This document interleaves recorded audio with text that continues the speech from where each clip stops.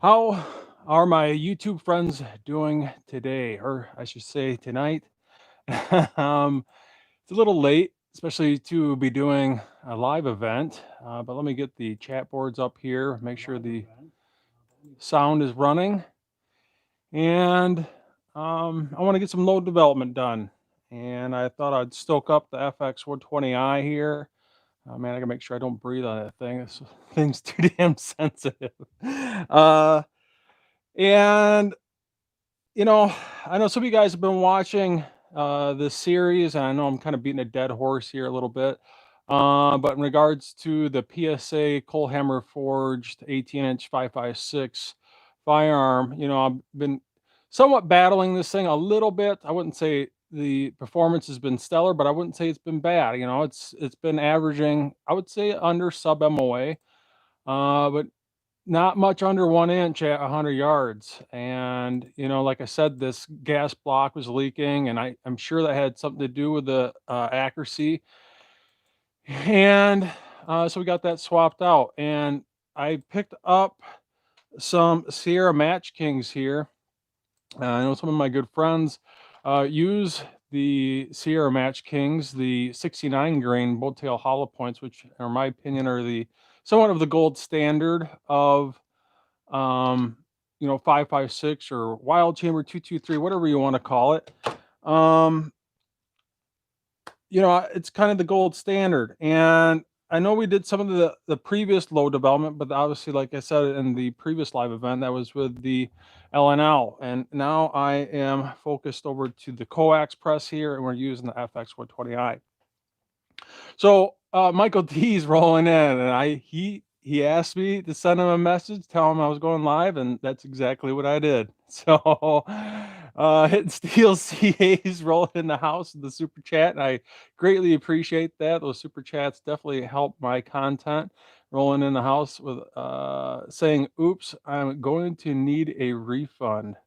Okay, well, I could definitely give you a refund, my friend. Anyway, I want to go over this load development with you guys quick. I don't know if I can focus in on this. And I'm going to be rocking the 69 SMKs here. And I'm going to start out on the low end of a powder drop at 24.0 grains of Varget. And just a quick go over this brass here is on its third firing. And this is 5.56 Lake City brass and 05-year brass. It fire forms at roughly 1.45. We'll just say 1.455 pretty much. And we got that bumped back to roughly 4.525 in that last live event to show how consistent that is. And we're rocking CCI 400 primers, and we're dropping all Varget. And I know most guys say if you don't shoot a 5-shot group, you're not shooting groups, but I'll be honest with you, I don't like to waste bullets, powder, primers, my time.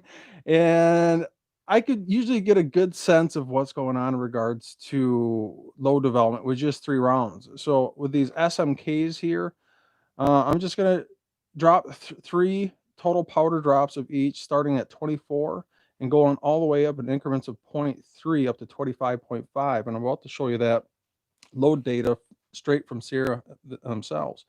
Now, if you've been watching this series, we did shoot some 75 grain that did print at, I believe it was 0.611. I think I have that. Let me just double check that. So yeah, I got it here. Let me just quick rip this off. So this was the best group. This was the best group during that last edited video, which measured out at 0.699 inches. And that was with a 75 grain bowtail hollow points. And that was with here 23 grains of Varget. So I'm going to drop another 5 here. What the hell, why not? And being that I have this new gas block on this firearm, I'm just going to load up 15 total fodder rounds here. I don't even care how accurate this is. I'm just going to use these rounds to adjust the gas block, and that's it. But yeah, I'm going to load up 15 of those, and if I can't adjust that gas block within 15 rounds, then I need to get I need to shut down the YouTube channel maybe. But that's the method to my madness. So that's what I'm thinking, and I'm going to quick show you the load data for the Sierra Match Kings, the 69 grain boat tail hollow points bullets. So Hitting Steel CA saying I was launching 69 grain SMKs just yesterday, and it was a blast. Yeah, and I've shot these before, but I tell you, 60 grain VMAX. Oh, this is my bread and butter bullet. No matter what I put this in, they just seem to perform. Especially my wild chambers, my Rock River arms, they just eat this up. Definitely sub MOA bullet here with 23.8 grains of Varget and CCI 400 primers. Man, I tell you. So Michael D saying, don't do that. Now, what are you talking about? He's saying, don't do that. Are you talking about using your load data? I talked to James Phillips here, and he actually uses only 24 grains of Varget with the 69 grain boat tail hollow points. So I don't know. We'll see. It's just I do have some other powders other than Varget and H4350. Obviously, I got this Varget here, and I have an insane amount of H4350, and I do have some other ones, but I'm just going to start with this. You know, we're only talking 15 total bullets. I can always go back and try something else. So.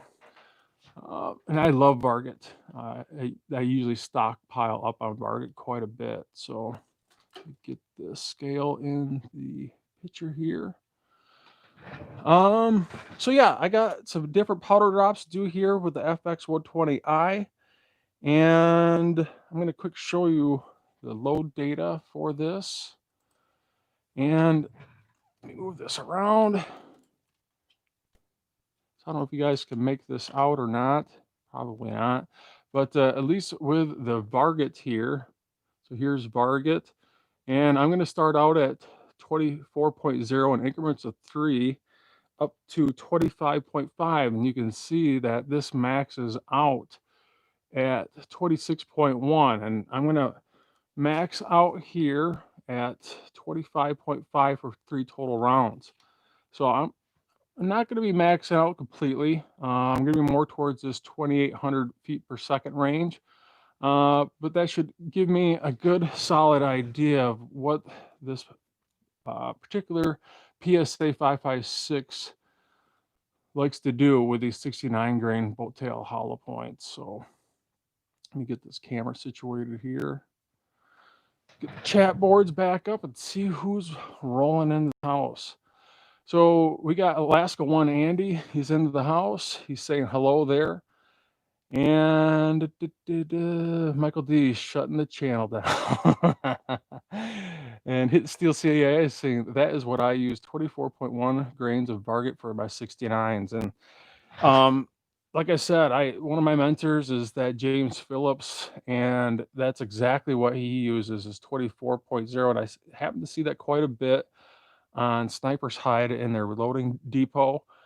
It seems like a pretty popular load. And I mentioned to him in regard to, that 24.0 being on the low spectrum of the velocity.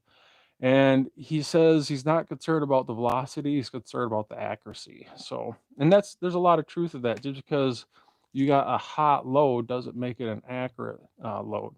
So, all right, so get some water here.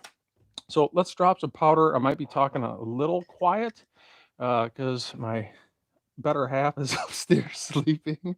So I probably got to be in up shit creek here when I go back to bed. But let's drop these 5 total rounds here. And just a quick show you here on my tray. So here is the load information. So we got 6 total powder drops for the Sierra Match Kings, 3 each. I got 5 total of the 75 grain. at 23 grains, and then we're going to do 15 at 55 grain bowtail hollow points. Full metal jackets. This is just to set the adjustable gas block at 25.8. So I'm going to be dropping a wide spectrum here from 23 grains all the way up to 25.8 grains. So I'm sure with the 23 grains, this is not going to be as fast, and it'll probably be a lot faster actually with the 25.8, because I have this set 1.7 grains below 25.8 for the FX120i for the initial drop. And I put a black mark for those that are absolutely new to the reloading world. I put a black mark here for the 75 grain so I can decipher between which is 75 grain and which is 69 grain. I'll instantly know what the 55 grain full metal jackets are, but between these two, they might be pretty difficult to know for sure. So I put a black mark on the neck for the 75 grain and then a red mark on the 69 grain bowtail hollow points. And you can see that here. So you can see I got a black mark all the way down this row here for 5 total. I got the 15 total rounds here for the full metal jackets just to get the adjustable gas block set. And then you can see my different powder drops here: 24, 24.3, 24.6, 24.9, 25.2, and 25.5 on the high spectrum with a red mark on the neck to clearly decipher that those are 69 grain bowtail hollow points. So, and Hitting Steel CA is asking, is that Lake City brass? And it is Lake City brass. And this is an 05 year brass. I can never zoom in on these live events. I wish this would zoom, it just doesn't. I don't know if you can make that out or not, but it is Lake City brass, and this is on its 3rd firing so far right here. So on its 3rd firing. The Warrior Workshop saying, I just watched your video on the easy access linkages. Last night was looking at my coax, which has the inline fabrication linkages, and they definitely make the very similar linkages. And I don't think you could go wrong with either one. And I've never used the inline fabrication ones, but I've heard good things about them. I just happen to be using Josh Badeau's linkages, and they seem to be working pretty darn good.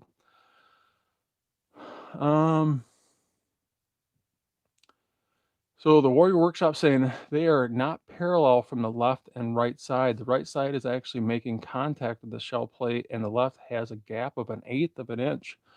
Wow, that seems like quite a bit. I don't know. I think I would just get a hold of, I can't remember his name. I talked to the guy at Inline Fabrication before. I'm sure he would get you taken care of if you were just to give him a holler. But yeah, that seems like a pretty serious issue. I think I would definitely get a hold of them. Hitting Steel CA saying, I've had good luck with Lake City and 69s. And, I know a lot of you guys have seen this before, and I'll show you again. I buy Lake City by the thousands of pieces. And if you guys are new, I think I got 1,000 pieces here for I think it was like 60, 70 bucks. Guy sorted them all out for me. So the same year head stamp. I've checked them. They're all 05 year head stamp. And I kind of lucked out on that. And I still got quite a bit left here. So this is really, really nice. So yeah. So if you guys missed this video series on the FX120i, highly recommend checking that out if you're new to the game. But hey, enough of the BS talk. Let's get to dropping some powder here. So I'm going to start out with the 75 grain that has the black mark on the neck, and we're going to go for, check my card here, 23 grains. So I'm going to enter 23 grains with 23.0. I'm going to try my best to do this with a camera right in front of me. I think I'm going to have to move you guys here a little bit.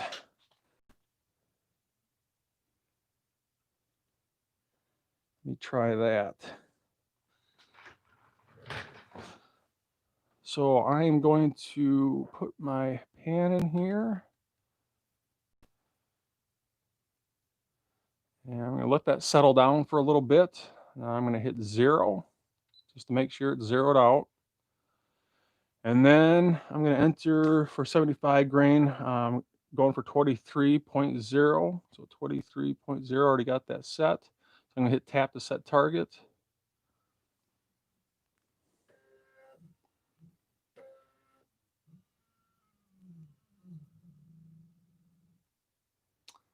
And it is that fast. I mean, we're talking 5-6 seconds within 0.02. And this was for a bolt action. I'd probably run off one single speck, but within 0.02, that's pretty much the weight of one single speck of Varget. I'm pretty good with that. So let's take this out.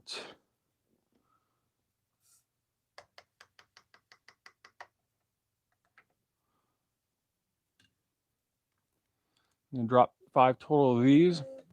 So Michael D saying, where are you getting your Lake City brass? And I got that from a guy off of Facebook. That was 2-3 years ago. And to be honest with you, Michael D, I couldn't even remember his name. I could probably look back on Messenger. Yeah,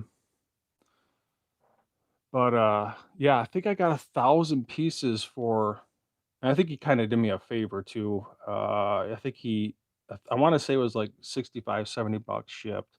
And he had his son sort through 1,000 pieces to make sure that they were all Lake City brass. I felt kind of bad for his son. So I kind of lucked out on that one. It's been lasting me for quite a while. You know, usually on my ARs, I've been getting, I don't know, usually don't go over 5 or 6 reloads with 5 or 6 reloads with Lake City in my ARs. So that's within 0.02, so that's good. So that 1,000 pieces should last me quite a long time. And I think I bought that, what? Oh my gosh, I think I bought that 2-3 years ago. So it's been lasting me quite a while. So Thomas Tech saying, you have a nice setup, custom gun next. You know, I haven't really done much in the custom gun world. I'm more about doing reviews on factory rifles that your average Joe can afford. And so we're in 0.02, so I'm happy there. And you know, I do have a custom made Mega Ma 10 6.5 Creedmoor that was actually built at Krieger with a Krieger barrel, 22-inch barrel, blended brake, an extra 2 inches of gas tube beyond rifle length.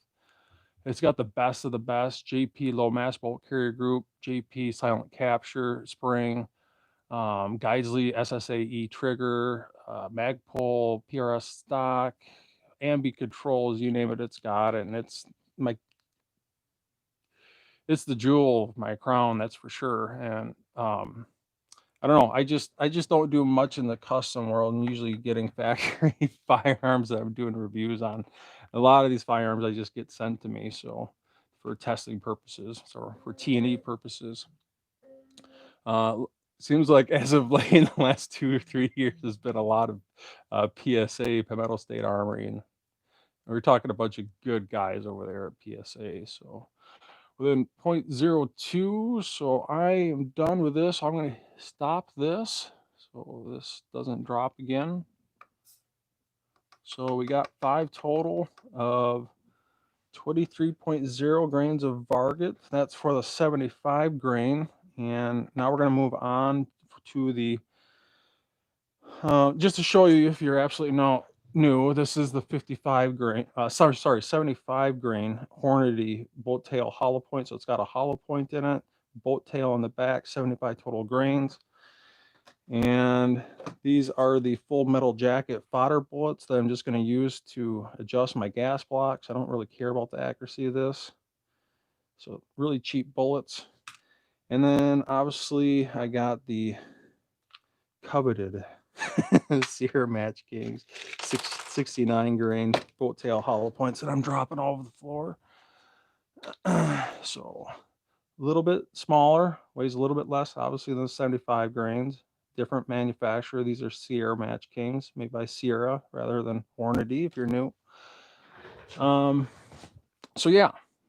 So Sam H, what are your thoughts on neck turning? How high does it rank in terms of priority or things that affect this accuracy? So, Sam, to answer your question, and be honest with you, I've never done it, but I know a lot of friends that do. And I think if you were in the bench rest rifle world, or if you're going for the ultimate precision, um, you might want to do those things. It just depends on what level of analness you want to take it to in regards. Like, I don't uniform flash holes. I don't know, like, guys think I'm crazy for that, but been there, done that. I haven't really seen that much of improvement by uniforming flash holes. I just don't do it. And I know a lot of guys test the capacity over their cases, and I, but I've been doing this for such a long time that I used to do it in years past, driving myself absolutely insane in regards to load development. And I tried to do the bare minimum. Like you see, I'm doing only 3 total bullets here. I've been doing this long enough to get an idea of within 3 bullets if it's going to be a good group or not. You keep an eye out on in regards to vertical stringing and all that good stuff. But I just love shooting firearms. I love reloading. I just love shooting firearms, going out to the range. Like I said before, I'll say it again. I'm just a weekend warrior on steroids. So Jerry Parker's rolling in the house saying, "Sup, everybody. Be sure to smash that thumbs up, and I appreciate that." So, the Warrior Workshop saying, "I rewatched your loading the 5.56.762 series. You talk about cleaning primer pockets. Have you seen how that does or does not increase accuracy?" And I think if you're to go for the utmost precision, I think you should clean your primer pockets. I do. I definitely do it with the Lyman Case Prep Center. I would do it more to make sure that the primer seat just below flush. So I really like to make sure that primer seating process goes smoothly. And in order to do that, you really need to have, especially if it's a military brass, that you're swaging that brass. And I got a Super 600 over here to do that, or cut it out. Um, but you got to make sure those primer pockets are clean, and make sure that those primer seat just below flush, and then make the primer seating process go as smooth as possible. So, and that's where I have found, not even using stainless steel media, with wet tumbling, I'm able to get those primer pockets spotless. And to prove that point, I'm going to pick one miscellaneous piece here. And oh, that's right, these are primed, so I can't show you. Just kidding. So yeah, let's keep on going here. So we are doing the 15 total rounds of 55 grain full metal jackets. Fodder bullets at 25.8. So I'm going to enter 25.8 on my Bluetooth app here. So 25.8, and this is Varget for 15 total rounds. So we're going to hit tap to set target. Oh shit, I don't have my pan in there. Whew, that was a close call. Hey, at least you know it's live, man. I'm sitting here babbling too much. That's funny. That's good stuff. Even though it wouldn't drop until it zeroed out anyways. But hey, man, if you're not dropping powder on your bench once in a while, you ain't doing it right. Sam H is asking, how often do you anneal? And I anneal every single time. It really doesn't take that long. So we're at 25.8. So we are right there. Then 0.02 accuracy. Yeah, so I use the Neelese. You can kind of see it over here. I use my do-it-yourself annealer. I have that video on my do-it-yourself annealer that I think has about 140,000 views. Kind of spilling the beans here a little bit for you guys, but I have the Elfster 2.0 annealer coming in, and it's going to be insanely awesome. I don't want to divulge too much of that, and I'm working on that project, the Elfster 2.0 annealer, with my good friend Scott, that is a whiz with machining and CNC stuff. And we plan on selling those. I don't have a set price yet, but trust me, you guys are going to love that annealer. And if you don't, there's something wrong with it. So, all right. So we're looking for 25.8 here with a 0.02. So I'm good there.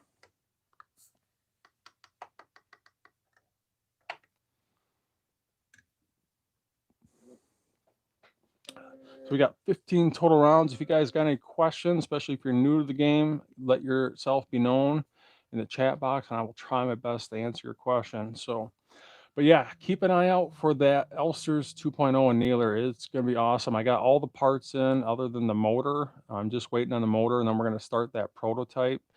And then once I get that prototype done and I've tested it for a while, I plan on making about 5 of them for sale for T&E purposes. So I'm going to pick 5 select people that I trust, and I got a couple guys in mind already. You'll have to buy it, but I'm not going to sell it too much over cost. And I plan on sending out, I'm thinking about 5 of those for T&E purposes. So that should be coming up here hopefully in the next couple months. Like I said, I got all the parts in other than the motor. I'm just waiting on the motor.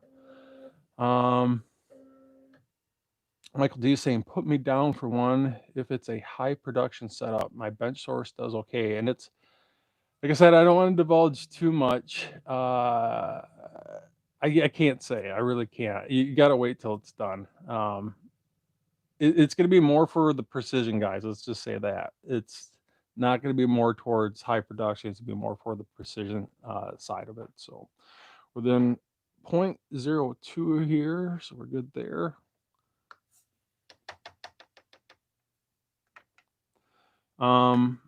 It's going to be very similar to the original Elfster's annealer. But let's just say this, it's going to cover everything from 223 to 50 BMG without removing any parts. I'll say that much. So it'll be very adjustable like that. And you can anneal from 223 to 50 BMG with it like that. So I'll say that much.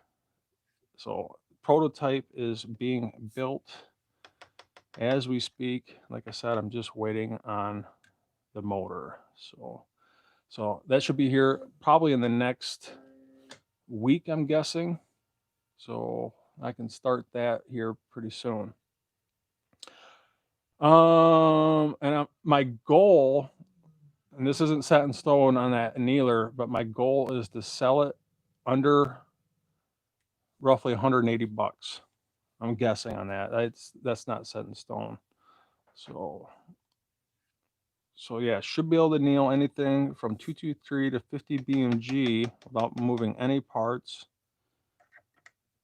And just a few adjustments. And I'm hoping to get that sold and shipped for under 200 bucks. That's my goal that Scott, my partner, and I are working on. So if I had to guess, you might see the prototype unveiled to you guys here in the next couple months, I'm guessing. So like I said, it's not going to be for high capacity production runs. It will be more for the precision world. So we're doing good here on these drops so far. Wow, those are gonna get compressed for sure. Well, maybe not. We are talking 55 grain full metal jacket fodder bullets. So Michael D saying, I would love one dedicated to 300 PRC. And like I said, this annealer should easily handle everything up to 50 BMG. And that's the way we're designing it, from 223 to 50 BMG. I got some of the parts over here. I can't go any more further into that. That's about all I can say, but it is coming. So for those in the precision world, especially if you're using a flame-based annealing setup, and you got some ultra large, long brass casings, this should be right up your alley. So Sam H is saying, what type of lead time are we looking at roughly before we see the Elfster 2.0? So like I said, I just got all the parts in. I'm waiting on the motor. Motor should be in next week. It'll probably take us a couple weeks, maybe 2 or 3 weeks to get the prototype done.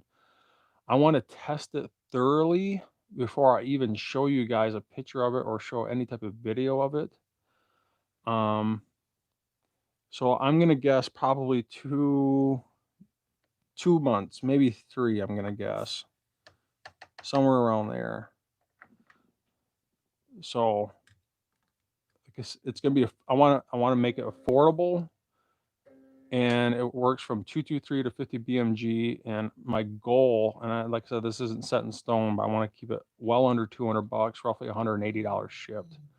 But like I said, that could completely change. It just depends on, like I said, the prototype's not even done yet. We just got the parts, so. All right, so all these have been within 0.02 and a pretty fast drop, so I'm pretty happy with this so far. And Sam H is saying, just subscribe. Really like the fact that you're making it affordable. And like I said, I'm a weekend warrior on steroids. I'll never say I know everything. I'll say I know just enough, and I learn from other people, and I combine that knowledge together and bring it to you guys. So G23 is just rolling in. He's saying, hey, y'all. So nice to have you along. And we're just dropping some Varget powder here. And I got 5 more drops here to go at 25.8 grains of Varget.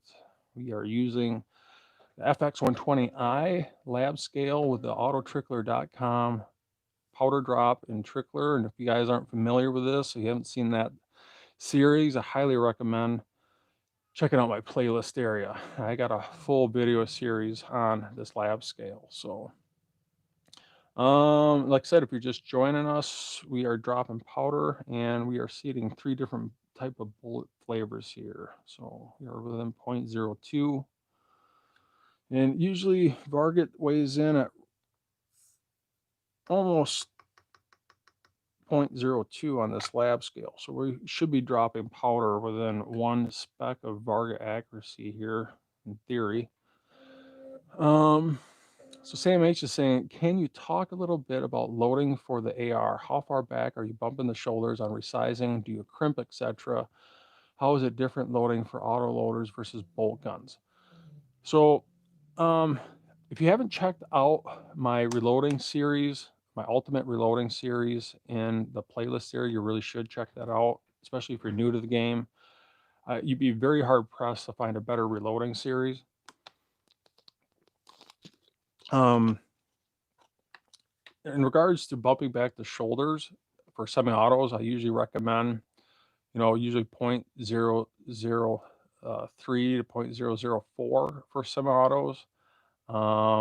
Or for bolt actions, I would recommend next to nothing for, I usually full length resize everything I do in regards to, regardless if it's bolt action or semi-automatic. So I still full length resize on both of those, but for a bolt action, I would bump the headspace back pretty much next to nothing to maybe 1 or 2 thousandths. And that's about it. I try not to creep over that 2 thousandths unless it's hunting ammunition. You might want to go to 3 thousandths of an inch if it's hunting ammunition. And I don't crimp anything I do, even ARs, and I've shot thousands and thousands of rounds out of ARs and haven't crimped a single round, just as long as I got good neck tension. Because crimping your ammunition is heavily dependent on the length of the brass. And if all my trim lengths are very consistent, but if your trim lengths aren't consistent, the amount that your crimps down on that brass is going to be all over the place if your trim lengths are all over the place, because it's going to come in contact with the crimp part of the die sooner if the brass is a little bit longer in comparison to another piece of brass that isn't as long. And I do crimp for my hunting rounds, and when I do crimp, it's a very light kiss of a crimp. I'm talking a very light kiss of a crimp for my hunting rounds. And the reason why is if I go out and hunt and I don't shoot anything, I need to eject the ammo, put it away for storage for the night, get up the next morning, go back in the woods and reload it. And that's why I will put a very light kiss of a crimp, and I'm only shooting a minute of deer. I'm not shooting sub MOA accuracy. I'm not totally concerned about that. I'm talking the minute of deer, not concerned about sub MOA results. Then I will put a light kiss of a crimp on that. But yeah, I hope that answers your question. And this seems to be the general consensus across the precision world. I would say. You know, my good friend X Ring, we've talked about this quite considerably in regards to crimping, and we just don't do it. I don't do it. My reloading series is pinned on Sniper's Hide in the reloading section, and I've noticed a lot of guys on there for their ARs, they don't crimp. You know, you'll get that one guy, and everyone's got opinions in the reloading world in regards to crimping or not crimping, but I just don't do it. I just don't feel it's necessary. So we're doing pretty good here on these powder drops. You know, I don't think we've had a single one under or over 0.02. So I would say we're consistently dropping within one, if not two specs of Varget powder here. So yeah, if you guys got any questions, let yourself be known in the chat box here. I will try my best to answer them. So we are getting close here to finishing the 25.8 grains of Varget for the 55 grain full metal jackets. I just got one more here, so I could really speed this up if I want to by busting out my other pan here that weighs the exact same amount, but I want to concentrate a little bit here, obviously, because I'm dropping different powder charges here, so I want to pay a little bit of attention here. I really shouldn't be blabbering while I'm doing this, but oh well. I've been doing these live events and doing videos so long, I feel like I can concentrate and multitask at the same time here. So 0.02. So we're doing good. So that finishes the 15. So I'm going to double check my powder levels here, and I have this flashlight here. Hopefully the battery's not dead. So I like to double check my powder levels, make sure they all look level and consistent. So these are obviously way higher than these other 5. So that looks really, really good. So set that off to the side. All right, so I'm going to hit stop here. I'm not going to forget about putting my pan in this time. So, and you guys can see on my pan here, I actually wrote 800. I actually changed the weight of this. I changed it to 800.24 from the last live event. That's what's reading on the scale, so I can make sure it's not drifting. And the other pan that I made the exact same amount, weigh the same amount with a piece of tape, weighs the exact same amount. So if I really want to kick this in high gear while I'm pulling this off, I can slide this one in, and while I'm dropping powder, this one's getting powder dropped in from the auto trickler. It works pretty darn slick. So, all right, so we got the 55 grain done. We got the 5 rounds of 75, and now we're going to move on to these multiple 3 powder drops each in increments of 0.3 from 24.0 to 25.5. So let's start out with 24.4.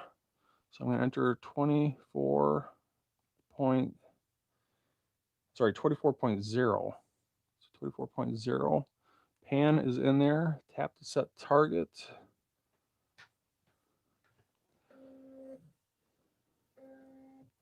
And let me know how the sound is, guys. I'm just clipping my Rode Wireless Go in my hand. I'm not even wearing a lapel.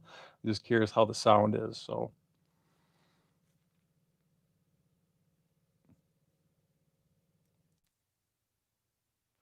All right, so we are within 0.02, and just to show you guys here, this is the 24.0, 24.3, 24.6, 24.9, 52.2, and 55.5, which is going to be on the high end of things. I'm sure I'm going to be compressing powder on the high end there. It looks like max is 26.1. And this is Lake City Brass. I don't like to completely max that out. So Sam H says, saying sound is solid. Thank you, my friend. All right, so we were going for 24.0, and we are on 0.02, so that is looking good. So we got 3 of these. So,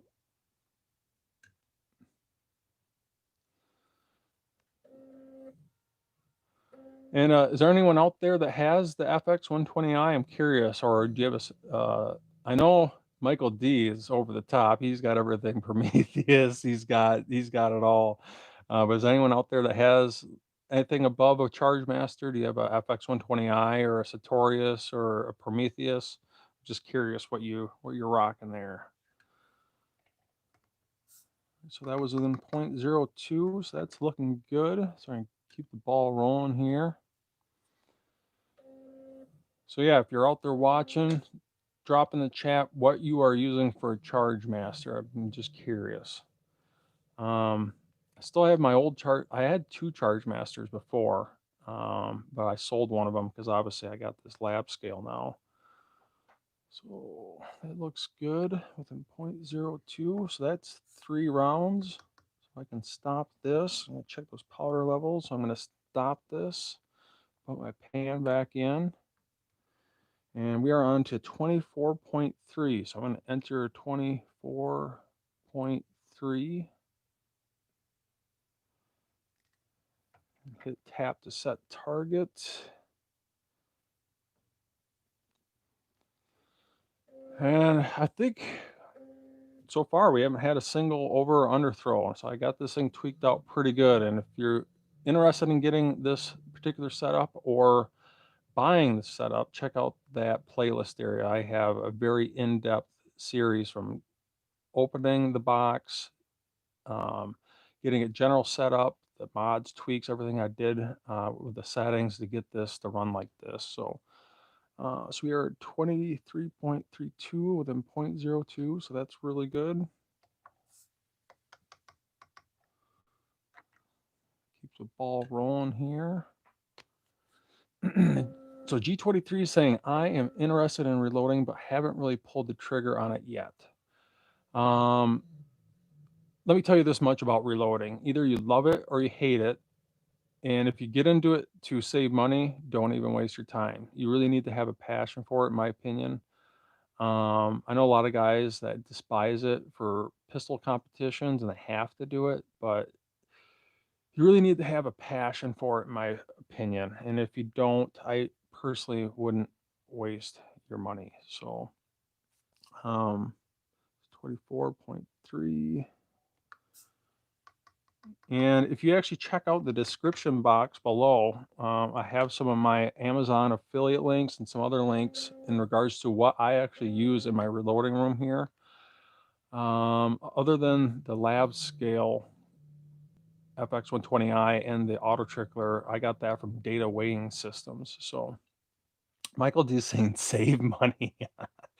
Michael D saying he has what, over 12 grand worth of reloading equipment. So see, we are within 0.02 of 24.3, so that looks good. So that's those 3 powder drops. So I'm going to stop this, put my pan back on, and we are on to 24.6. So let me enter that, 24.6. Tap the set target. And so I have this powder trickler set without a reducer on the trickler, 1.7 grains below my target weight. So it initially drops negative 1.7 from my target weight, and then the trickler trickles off that 1.7-ish total grains of whatever powder. So we're at 24.6.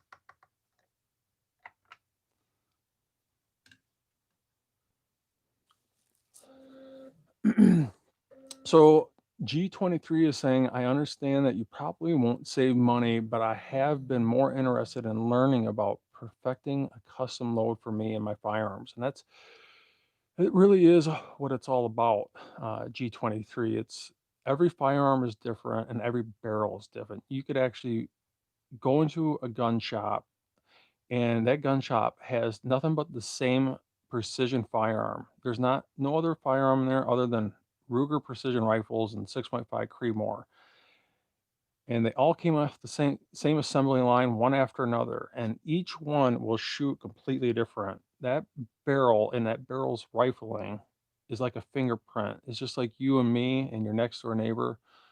We're all different. We all have our little quirks, and when they button pull that rifling or they rifle cut that rifling is a fingerprint specific towards that barrel's bore, and they each one will shoot differently. Each one will react differently to low development, and you just don't know until you get pills down that rifle bore, and that's the only way to truly know what that rifle likes to shoot. And I've always said this, and I'll say it again. I usually start out with bullets first, then powder drops, and then jumps, and then I might screw around a little bit with headspace, tweaking that out. But usually I can tell without even playing with powder drops, just shooting a particular type of bullet and then shooting another type of bullet without even looking at powder drops, you'll instantly see groups shrink between this bullet and that bullet. And a lot of that's affected by how the rifling was cut. The twist rate of the rifle is just, you just don't know until you get those rounds down that tube. And that's, in my opinion, half the fun. Let me double check that. It's 24.6. Yep. It's 24.6. And that's where the mad scientist comes into play in regards to what I'm doing now. You know, some guys don't do all this, they just reload to plink. Well, that's just not me. I'm kind of a hybrid between someone that's super anal in regards to turning necks, uniforming flash holes, you know, and heck, I don't even really chronograph anymore. I just enjoy shooting my firearms, and if it prints good groups, I'm happy. So I know I should chronograph, and I probably should get back and do it. I should get a lab radar, but I don't know. It just depends on how anal you want to get. Like I said, I'm just a weekend warrior on steroids. So, all right, so that's the 24.6. So we are up to 24.9. So I'm going to stop this, put my pan back in here, and we're going to enter 24.9. Tap to set target.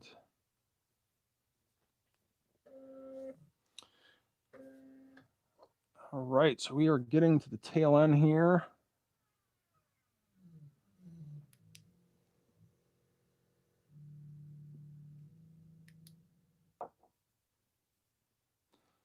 All right, so we are within 0.02, so that looks good. It's 24.9.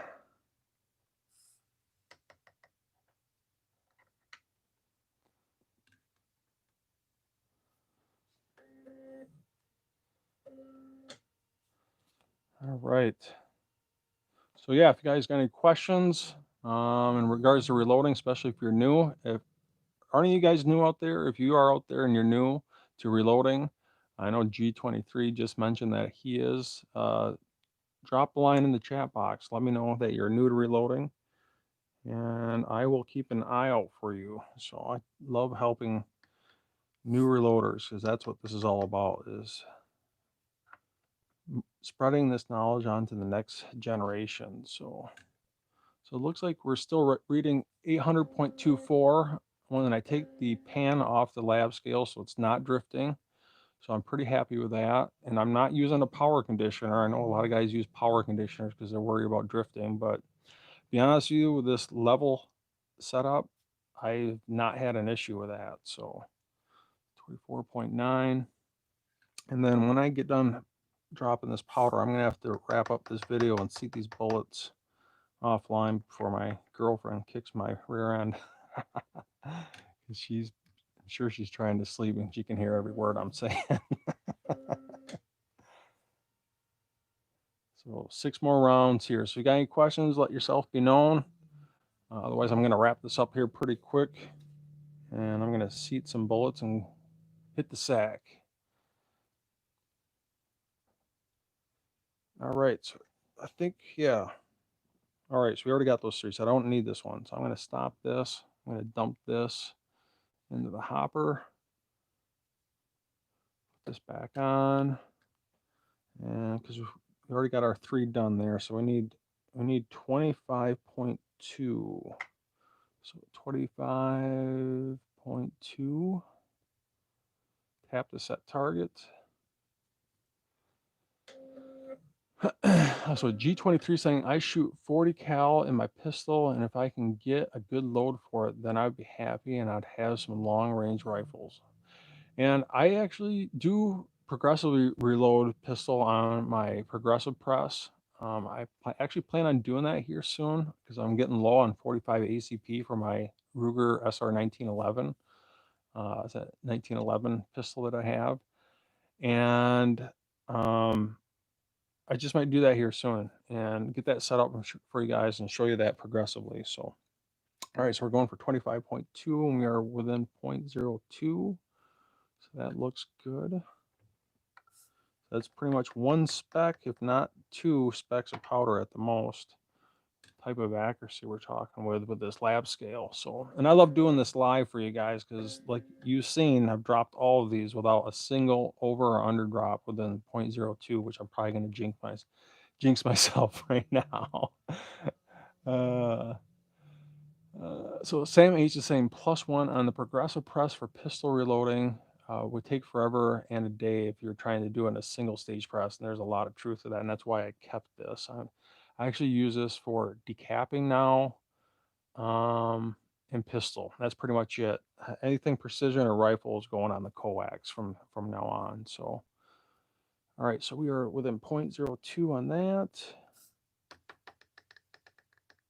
One more at that 25.20. And we got 3 left to go. So if you got any questions, make yourself known in the chat box. I'll try my best to answer that. Otherwise, I'm going to wrap this up here in about 3 total powder drops. So G23 is saying, what brand press do you like best? So before I bought this coax, I came this close to getting a Redding turret press. And I talked to a lot of my mentors. One in particular would be James Phillips. I trust everything that man says. His accuracy results show it. He's a world record bench rest rifle shooter. So, and he has them all. He has the Redding, he has the coax, he has, you name it, he's got it. And I know a lot of guys use their Redding turret press, but you know, I already have a progressive press, so I wanted something that was strictly for precision. And my friend James said, "Hey man, just get the coax. I've used them all. Trust me, just get the coax. It's free float nature with the free float shell plate and the free float die. It's hard to beat, and the run out is so minimal on the coax press." And I talked to a couple of my friends that are super high up in the precision world, and they say pretty much the exact same sentiment. Just get the coax press. You'll trust me. You'll thank me later. And that's the why I went this route. And you can get these, I think right now from Shields shipped for $340. And I happen to have a Shields gift card for $80. So I think I got this one shipped to my house for like $280, which is like I mean, like a no-brainer for me, especially that gift card. So that's the reason why I went with the coax press. And so far, I'm super, super happy with it. And wish I could show you guys seating bullets with this here in a little bit, but I have to wrap this up after this. Actually, I got to switch this over. I got to switch this over to 25.5 grains. But my girlfriend's going to probably freak out here if I don't shut my mouth. She's trying to sleep. So let me stop this here. So we got 3 more to go here at 25.5. So let me dump this back in the powder hopper here. So 25.5. 25.5. 25.5. I can get my iPad to work. All right, so 25.5. Tap the set target. So Sam H is asking, how often do you do live streams, by the way? And I try to do one a week. Actually started doing the live streams about a month ago, but my goal is to try and do at least once a week. It just depends. I have a full-time job, so if I can do it, I can do it. If I can't, I can't. I really don't have usually any real set times when I do live streams. Like this one's just the spur of the moment type thing. But yeah, we're looking at 25.5 here. So that's right on the money. So we got 2 more to go. Now I'm going to seat these bullets offline here before my better half starts freaking out. But no, Sam, make sure you hit that notification bell. And when you guys hit that notification bell, make sure you hit notification all. And that way, when I do go live, and I usually try to give warning in the community section of YouTube, my YouTube channel, to let you guys know I'm going live. I try to do that. Sometimes I don't. But make sure you hit that notification bell and hit notification all. So when I do go live, you guys get that notification. So, and also check out my Facebook page, Elfster's Rifles Reloading. Usually I give forewarning on there too if I'm going to go live. If it's something really big. So I got one more powder drop, and I'm going to wrap this up here, my friends. I think we're going almost an hour here, and I got to seat some bullets offline before, like I said, before my woman starts freaking out here. So G23 saying, I've been on a few of your live streams, and I appreciate that, my friend. And hopefully we can learn together here. So then, man, you can't even breathe on this thing. It's that sensitive.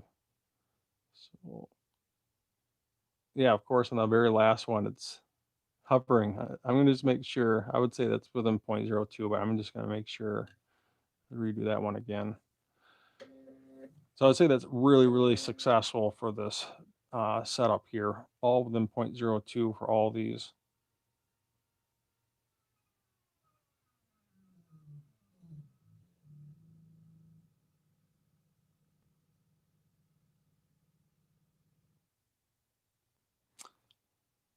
Within 0.02. Looks good.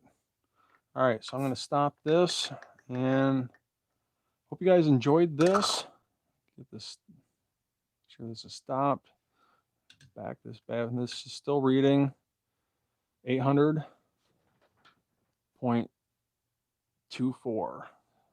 So not drifting during that whole reloading session.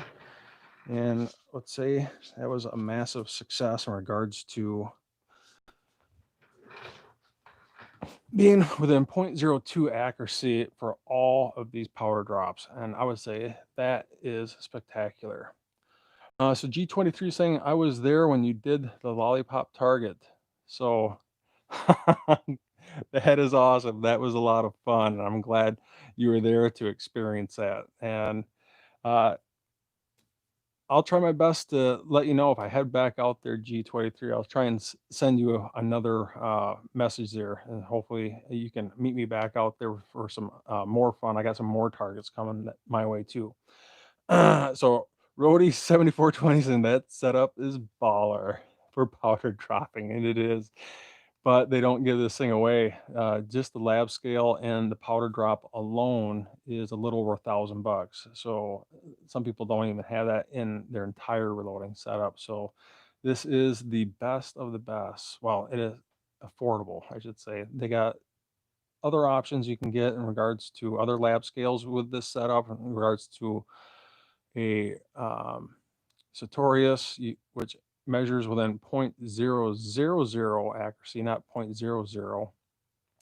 But there's a lot of truth to this statement that your lab scale can have too much resolution and can be too, I should say, finicky in regards to dropping powder with a trickler. It can be too sensitive. And I think this is the best balance in regards to the powder drop world for affordability.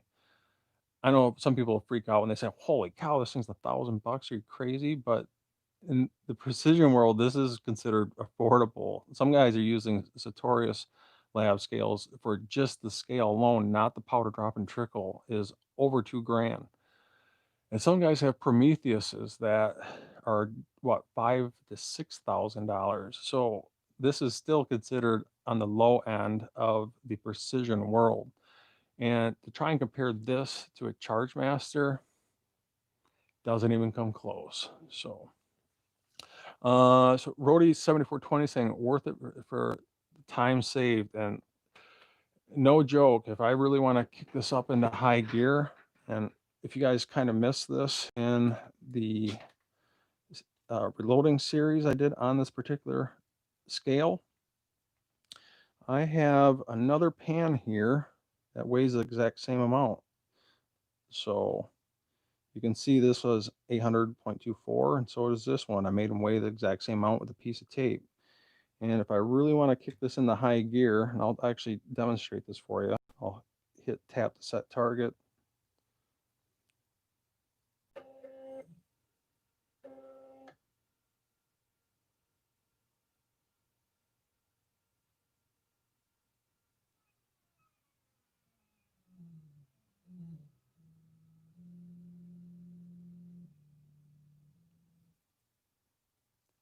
Within 0.02.